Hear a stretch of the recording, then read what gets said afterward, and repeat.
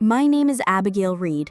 I'm 38 years old, and until 6 months ago, my life was defined by the rhythmic beep of heart monitors. But wait, before we dive into this story of humiliation and revenge, I need your help to keep this channel going. For us to continue bringing you stories like this every single day, your interaction is the only payment we ask for. It costs you nothing, just a single second, but for us, it makes all the difference. So stop everything right now and smash that like button hard. If you aren't part of our legion of stories yet, subscribe now and hit the bell so you don't miss a thing. And so I know how far our stories are reaching, comment down below what city and state you're watching from. I want to get to know every single one of you. Done? Awesome! Now, get ready. My job was to offer comfort when medicine could no longer offer a cure. And my last patient was the man who would change everything, Arthur Sinclair. I was hired to care for him in his immense, silent mansion in Greenwich, Connecticut, a fortress of gray stone and loneliness that felt cold inside as it looked outside. Arthur Sinclair was a legend in the business world, the founder of Sinclair Global. But when I met him, he was a man trapped in his own body, weakened by a degenerative disease that had stolen his movement, but never the spark in his sharp blue eyes. He couldn't speak, but in those eyes I saw everything: the frustration, the intelligence, the pain, and above all, a deep, piercing loneliness. My routine was a stark contrast to the opulence around me. I would arrive, change his dressings, administer his medication, read to him the classics, the Wall Street Journal, and most importantly, I talked to him.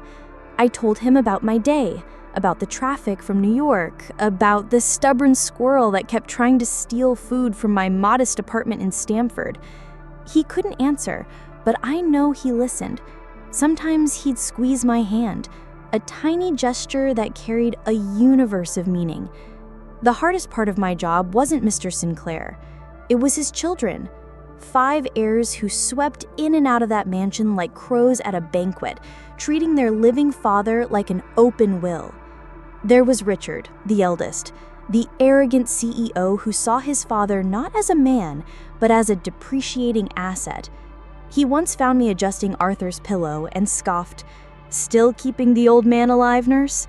Every day he breathes is another day you're burning our money." There was Victoria, the frivolous socialite, who would show up dripping in diamonds and complained about the smell of sickness in the house. Honestly, Abigail, don't you think you're just prolonging his suffering? Sometimes the kindest thing is to let nature take its course.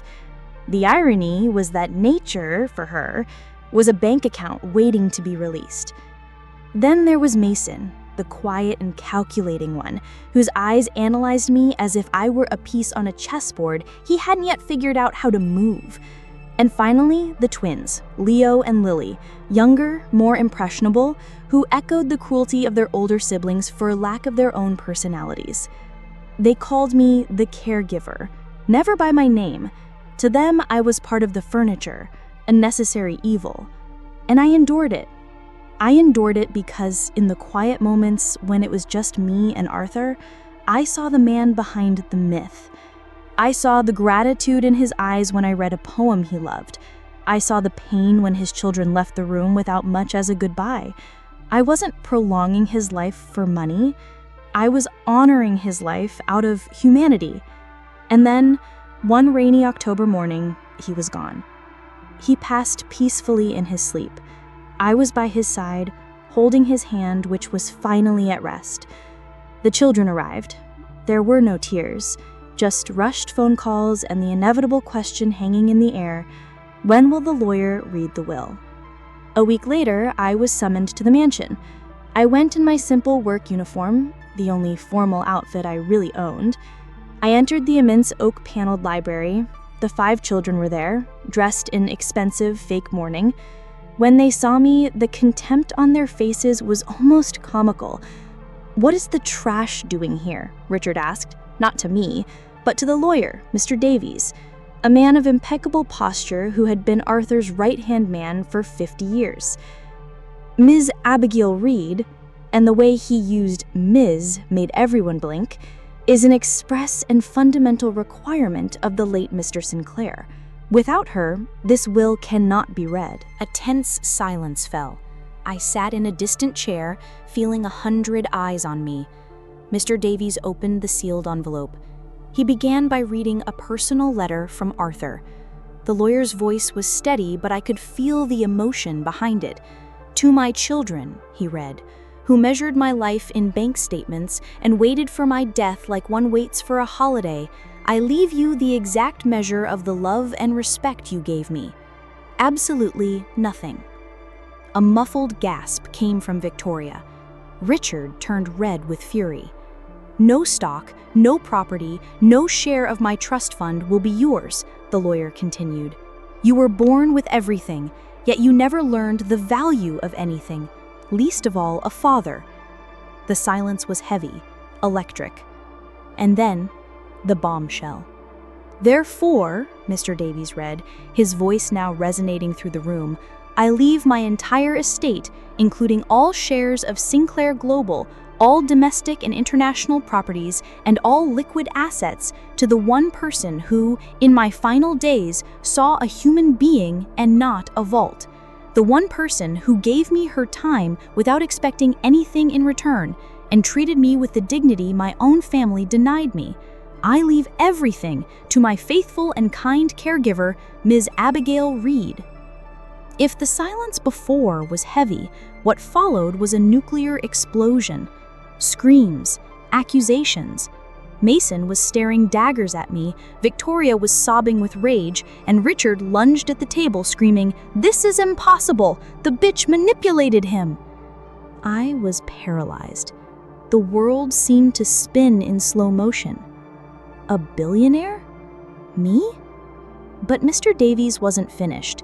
He pulled another document from his briefcase. "There is also an executive order, signed by Mr. Sinclair and effective at the moment of his death, which grants Ms. Reed immediate and total power over all assets. She is, as of this second, the sole authority." That's when something inside me snapped. The Abigail who quietly endured everything dissolved. I looked at those 5 furious figures who for years had treated me as if I were invisible, and a strength I didn't know I possessed took over. I stood up. My voice didn't waver. "Security," I said, looking at the 2 men standing by the door. "Please escort these people out of my house." The word "my" hung in the air. The shock on their faces was the most real thing I had ever seen them feel. As they were dragged out, still screaming threats, I turned to Mr. Davies. "Mr. Davies," I said calmly, "please cancel all corporate credit cards and access to all properties in the names of Mr. Sinclair's children, immediately." He nodded, picked up his phone, and with a few words, stripped the 5 heirs of everything. I walked to the large library window and watched them being pushed past the iron gates in the fine Connecticut rain. No car, no money, no home. Justice, I thought, wasn't blind. Sometimes it just waited for the right moment to open its eyes, and mine were, for the first time, wide open. The first night as a billionaire was the loneliest of my life. The mansion, now mine, felt like a mausoleum. Every echo of my footsteps on the marble floors sounded like an accusation. Who was I to be there? The weight of the crown, as they say, was real. It was a weight made of shock, fear, and a crushing responsibility. The next day, the war began. Arthur's children, ousted and humiliated, weren't going to disappear quietly. They fought back with the dirtiest weapon of the 21st century, the media. The tabloids exploded. "The billionaire nurse," the headlines screamed.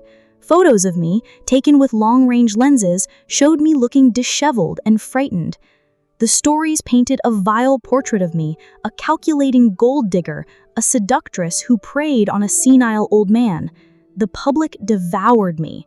I was the villain of the fairy tale, the witch who stole the castle. Mr. Davies was my rock. "Arthur knew this would happen, Abigail," he told me during our first strategy meeting. "He didn't leave you unprepared." He handed me a laptop and a series of leather-bound journals. "This is your instruction manual," he said.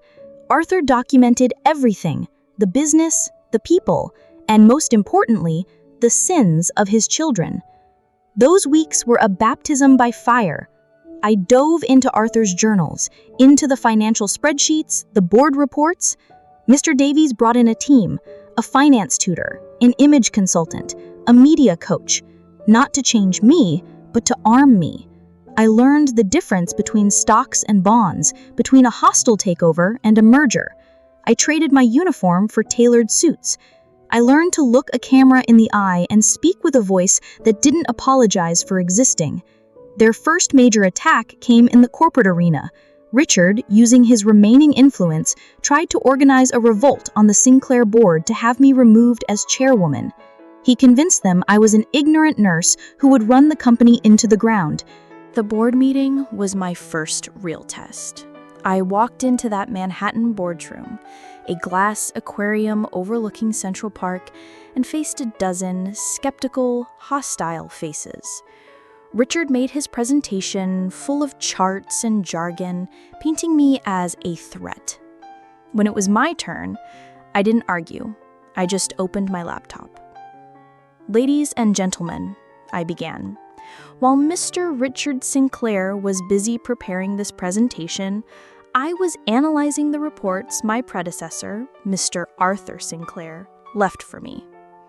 With Mr. Davies' help, I had followed the clues in Arthur's journals, and they led me down a trail of shell companies and offshore accounts.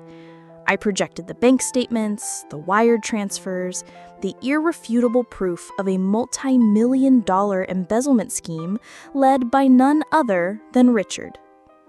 "The only threat to this company," I concluded, "is the man who has been stealing from it from the inside for the last 5 years."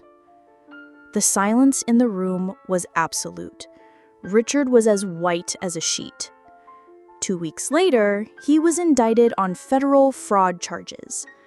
The first pawn had been swept from the board. Victoria came next. She was more subtle. She showed up at my door in tears, begging for forgiveness. "I was blinded by grief and greed, Abigail. I see now that my father knew what he was doing. Please, let me help you. Let me prove I can be the daughter he always wanted." I almost believed her, but Arthur's journals had taught me to be wary. With Mr. Davies' help, we set a trap.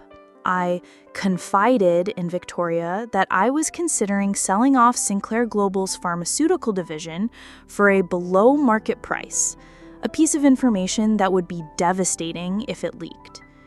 A week later, a rival conglomerate launched a hostile bid based on that exact information. Victoria's treachery was exposed. When I confronted her, she didn't deny it. She just sneered.